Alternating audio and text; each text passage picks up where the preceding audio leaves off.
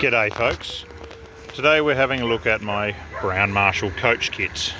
These are similar to coaches 1, 2 and 3 preserved on the Talyllyn Railway in Wales. We have 1 and 2, what would be 1 and 2, which are the same body but can be specced with either a first class interior, see it's got cushions, or a second class interior, bench seats. As with all of our kits, our roofs attached with magnets. The Vincent tacked on the front is getting a bit excited. We'll send this away in a second. And our doors open, being held closed with magnets.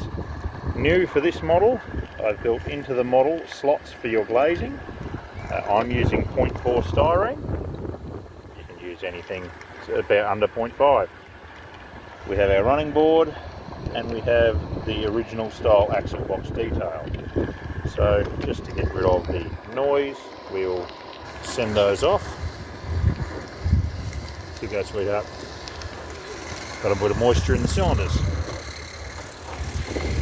Then we have what would be coach 3, which for reasons I'm not aware of, has a one separated compartment as prototypical.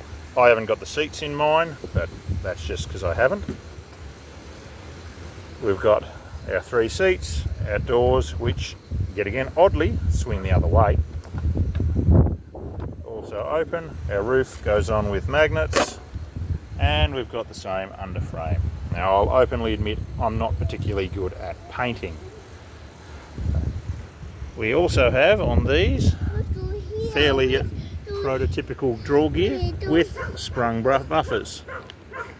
That took a little bit of figuring out. I'm sorry, my son found a screwdriver. Anyway, this will cut to some footage of these running behind the Vincent because it was handy. Thank you for watching. These are available on our Facebook page and via email. Thank you.